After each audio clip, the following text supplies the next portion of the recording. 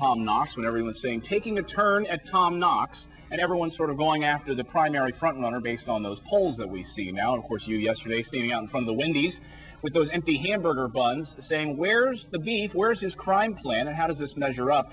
Why is it suddenly now 3 weeks out from the primary, everyone taking a turn at Tom Knox? Well, I think it's clear that the voters should know exactly what is happening and taking place in my particular view. Generally, what I have here is my record, and I have Tom Knox's record. And I think you can see there's a clear difference between my record and Tom Knox's record. And I think the voters need to know what the record is. Tom Knox doesn't have a record on public safety.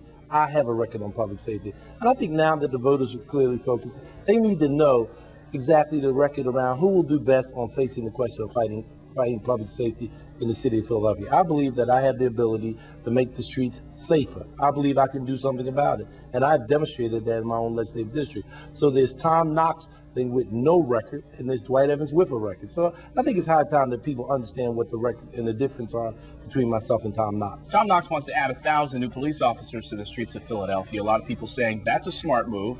Critics, what do you say to that? Well, you know, as I've said before, clearly Tom Knox has no record. I mean, Tom Knox, who said he was in the Rendell administration for about 15 seconds, it's clear to me he wasn't able to demonstrate that he was able to do that now. I have put police on the street through my votes in Harrisburg by providing additional money. John Timothy became police commissioner as a direct result of the process that I put together. I have worked on terms of the blueprint for a safer Philadelphia, $40 million to the city of Philadelphia.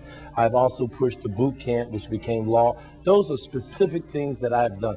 Tom Knox cannot tell you in a very specific thing of what exactly he did when he was in the Rendell administration. Well, we'll have Tom Knox will have an opportunity to speak with us coming up later this week as we have all the different candidates on that. We asked our viewers to blog about some questions knowing you were coming on. One question from a viewer this morning, I'll read to you at the end here. By all measures, you should be on top, Mr. Evans. You have ideas, experience, and energy, but your campaign appears flat. What factors do you attribute for the lack of momentum in your campaign with about 3 weeks left? Well, I can only say to you that the main poll to look at is what happens on May 15th. That is the most important poll. I believe, just like you had me on this program talking about the difference between myself and Tom Knox, I have a record. Tom Knox doesn't have a record. And I think it's clear to me today that you will see on May 15th that the momentum will be there and I will win this race. So, you know, we can go through these numbers, but at the end of the day, it is clearly what happens on May 15th.